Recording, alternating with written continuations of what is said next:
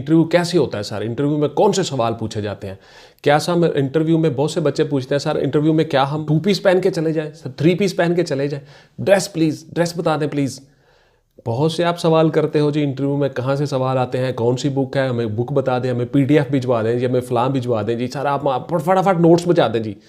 इस तरह के आपके इतने ज़्यादा क्वेश्चंस होते हैं, मैं हंसता हूँ कि आप हर वक्त जल्दी में होते हो। प्लेट में रखे को दे दे जी, घर आके दे दे, घर का ड्रेस दे दें जी, फटाफट प्लेट में आके दे दे जी।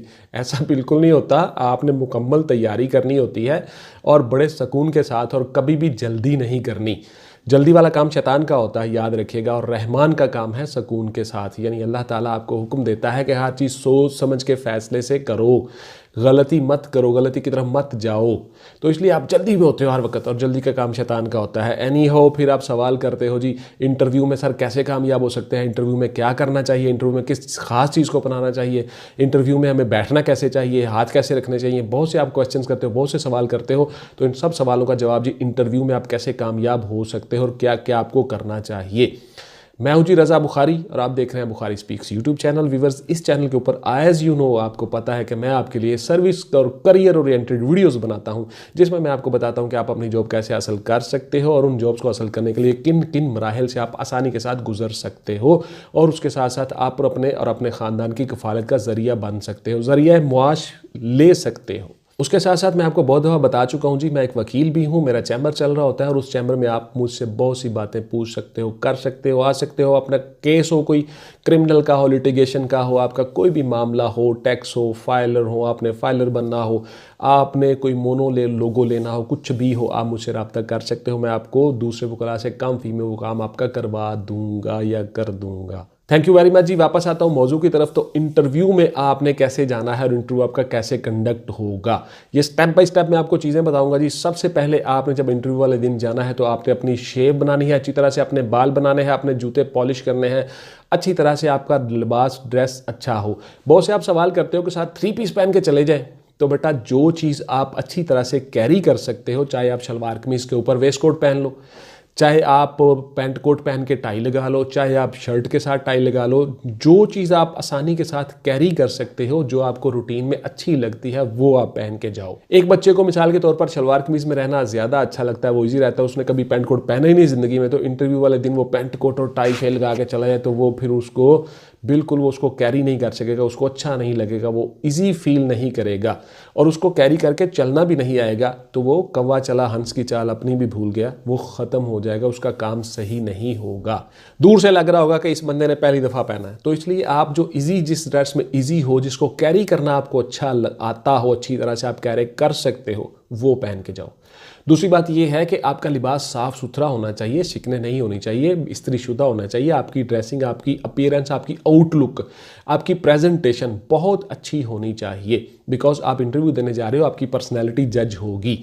रिटन में जो आपने कर लिया, फिजिकल में जो आपने कर लिया, सारा कुछ हो गया, तो आप पास हो गए, तभी आप इस मरले में आए। तो इस मरले में आपको देखा यह जाता है कि आपकी पर्सनैलिटी क्या है, और जो जो कुछ आपने हमें बताया, जो रिटन में आपने किया, क्या आपकी पर्सनैलिटी जज करती है। दूसरी बात यह है कि जिस सीट के लिए आप अप्लाई कर रहे हो, क्या आप उस सीट के लिए मौजू हो, क्या आप लोगों को सीट में बैठ कर डील कर लोगे। ये चीज़ें आपके अंदर से देखनी होती हैं, आपकी पर्सनैलिटी, इसलिए आपका इंटरव्यू कंडक्ट किया जाता है। तो एनी हो, आप इंटरव्यू के लिए चले गए जी, आपने जाके बैठ के आराम से उस चेयर पे बैठ जाना, और हाथों को जिस तरह मैं हिला रहा हूँ, आपने बिल्कुल हाथों को नहीं हिलाना, आपने हाथों को ऐसे यूं पकड़ के आराम से सीधा होकर बैठ जाना और कमर पीछे चेयर पे लगा लेनी है।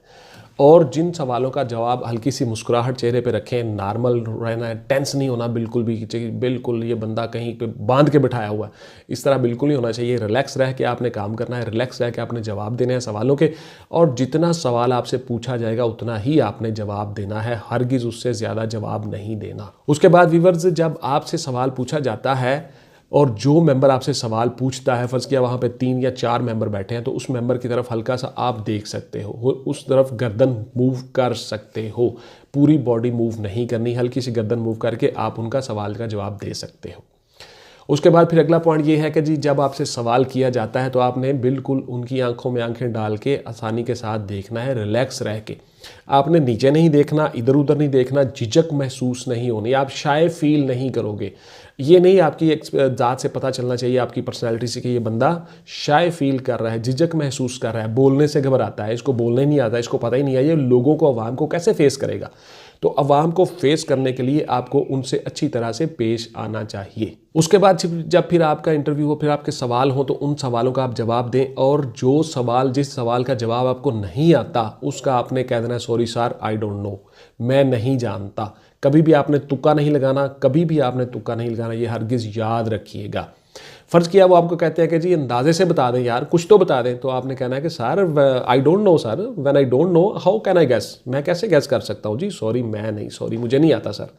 ये ज़्यादा बेहतर है कि आप झूठ बोलो, कोई ना कोई तुक्का लगाओ, फिर आपको अच्छा ये है तो फिर अच्छा ये है तो ये कैसे है, वो फिर आपसे सुनते रहेंगे। ये नहीं कहेंगे कि आपने गलत कहा है, वो आप कहेंगे अच्छा ठीक है वेरी गुड, अच्छा ये बताइए फिर इसमें ये है, वो आगे एक बात से बात निकलेगी, तो आप आहिस्ता आहिस्ता एक बंद गली में पहुंच जाओगे। तो उस बंद गली में पहुंचने से ज़्यादा बेहतर है कि आप उनको स्ट्रेट अवे कह दो कि sir sorry I don't know sir, हल्का सा मुस्कुराहट के साथ, सर आई डोंट नो, मुझे नहीं पता सर।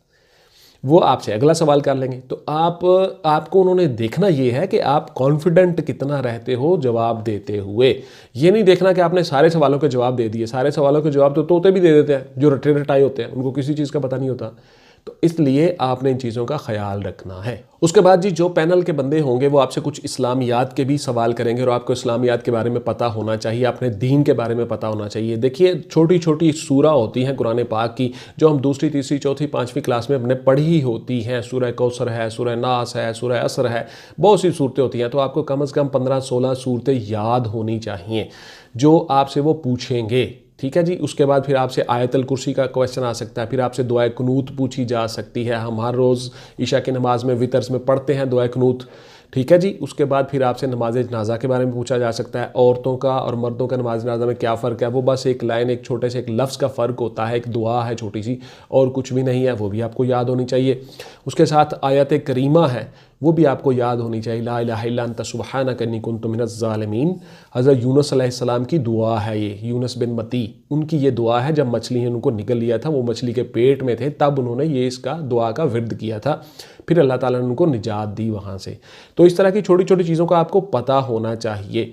उसके साथ साथ व्यूअर्स आपको 6 कलमे आपको आने चाहिए, 6 के 6 कलमे, फिर उसके बाद इनका तर्जुमा भी आपको आना चाहिए। फिर उसके बाद यानी कुरान पाक की और दीन की और अपने उसके ईमान की सिफ़तें वो आपको आनी चाहिए, 2 सिफ़तें ईमान की छोटी छोटी वो आपको आनी चाहिए। इस तरह की चीज़ें भी आपको आनी चाहिए, इस तरह के सवाल भी आपसे होंगे। ये भी इंटरव्यू का मोस्ट इंपॉर्टेंट हिस्सा होता है कि इसको अपने दीन का भी पता है कि नहीं, इस बंदे को अपने आप का भी पता है कि नहीं। तो ये क्वेश्चन भी वहाँ पे पूछे जाते हैं। उसके साथ साथ इंटरनेशनल लेवल पे आपकी नज़र हो, जो करंट इश्यूज़ चल रहे होते हैं उन इश्यूज़ के बारे में आपको पता हो। उसके साथ साथ व्यूअर्स मोस्ट इंपॉर्टेंट ये है कि आप जिस महकमे के लिए इंटरव्यू देने जा रहे हो उस महकमे के मुतल्लिक भी आपको रैंक्स आपको पता होना चाहिए, हायरार्की पता होना चाहिए, चीज़ों का पता होना चाहिए। उस महकमे के मुतल्लिक भी थोड़ी सी इन्फॉर्मेशन आपको आनी चाहिए, बिकॉज जिस सीट पे आप जा रहे हो उस सीट के बारे में भी कुछ क्वेश्चंस होते हैं। उसके बाद जी आपकी एकेडमिक्स से भी क्वेश्चंस होते हैं। उसके बाद फिर एक ख़ास मरहला जो होता है, एक ख़ास चीज़ याद रखिएगा आप सब, आपके मशागल के बारे में पूछा जाता है, आपकी हॉबीज़, मशागल जिसको आप कहते हो, मशगला, मशगले की जमा है मशागल, हॉबीज़ के बारे में भी आपसे पूछा जाता है, और उन हॉबीज़ का भी आपको अच्छी तरह से पता होना चाहिए। तो इस तरह से आपका इंटरव्यू कंडक्ट होता है जी। उसके बाद फिर आप आराम के साथ कुर्सी पे बैठें, पहलू मत बदलें, बार बार इधर उधर मत हिलें, पहलू मत बदलें। उसके साथ साथ फिर आप आंखों को मत झपकें, बार बार इधर उधर मत देखें। इस तरह से आपकी बेचैनी ज़ाहिर होती है और पता चलता है कि ये बंदा टेंस है, किसी घबराहट में मुब्तला है, शाय फील कर रहा है। तो इस तरह की हरकत से आपने ग्रेज आप बड़े सुकून के साथ आराम से बैठना है और हल्की सी मुस्कुराहट चेहरे पर आके अपने सवालों के जवाब देने हैं और बिल्कुल रिलैक्स रहना है, नॉर्मल रहना है। फ़र्ज़ किया खुदा न खास्ता ये जॉब आपको नहीं भी मिलती तो बहुत सी ऐसी फील्ड है, बहुत से ऐसे काम है आप कर सकते हो। इसमें कोई खुदा न खास्ता कोई ऐसी बात नहीं है कि इसके बाद फिर आपके लिए कुछ रहेगा ही नहीं।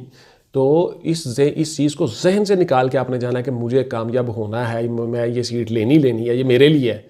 ऐसा नहीं है, आपने रिलैक्स रहना है। हो गया नहीं तो ना सही। इस तरह से जब आप सोचोगे तो फिर आप रिलैक्स रह के काम करोगे, आप टेंस नहीं होंगे। उसके साथ जी आपने जब जवाब देने हैं तो सर कह के मुखातिब करना है और उनमें रुतबे और मर्तबे का ख्याल रखना है। कभी भी आपने उनसे इस तरह नहीं होना। फ़र्ज़ किया वो आपसे घुलते भी हैं, घुलते मिलते हैं, आपसे ईजी हो जाते हैं, गपशप लगाते हैं, खुशी वाली को बात होती है, तो आपसे गपशप लगाते हैं, खुश हो जाते हैं, आपसे कहते हैं और यार सुनाओ।